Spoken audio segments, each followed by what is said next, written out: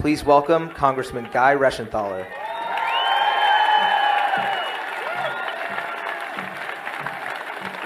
Who's ready for 4 more years?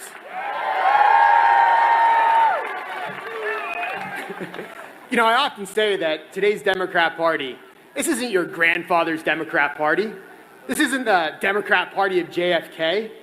This party has more in common with Mao Zedong, with Che Guevara, with Hugo Chavez than what they did with Democrats just a generation ago. But you know who has something in common with us? President Trump. President Trump wants to renew, he wants to restore, and he wants to rebuild America. Joe Biden and the far left Democrats, they don't care about the same thing as you and I do. They want to defund, they want to dismantle, they want to destroy our way of life. And what they want is they want more control over you. They want less freedom for you. And that's exactly what's going to happen if Joe Biden wins this election. Because Joe Biden, he's an empty suit. The guy's a vessel. I describe him as a Trojan horse. Joe Biden comes in, but you know who's really in that Trojan horse? Far left Democrats. Nancy Pelosi, Tlaib, Omar, and the new thought leader of the Democrat Party, AOC. These are social justice warriors who want to change our way of life. If you don't believe me, think about what they want to do to fracking. They want to ban fracking. They want to ban all fossil fuels. That would kill literally hundreds of thousands of jobs just right here in Pennsylvania. And this is the Green New Deal playbook. That's what this is. But don't be fooled. When they talk about the Green New Deal, when they say it's going to help the environment, it's going to do nothing other than help the Democrats consolidate power and exert more power and influence over us. That's what the Green New Deal is aimed at doing. So Joe Biden might come here to Pittsburgh. He might have the audacity to say he doesn't want to ban fracking, but we're smarter than that. We have him caught dead to rights. 6 different times he's on camera saying he wants to ban fracking. He's dead to rights caught saying he wants to eliminate. He doesn't believe that, he's not going to be the ones calling his shots.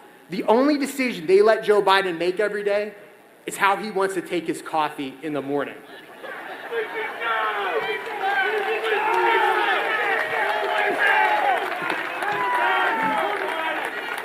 For months, this guy has been in his basement. There's been rioting, there's been looting, there's been blinding of federal officers because the looters are out of control, and this guy has stayed in his basement. He hasn't called out the rioters. He hasn't called out the looters. And just the other day, the rioters and looters were on film chanting, "Death to America." You know, are these Democrats? Are these members of the Iranian Revolutionary Guard?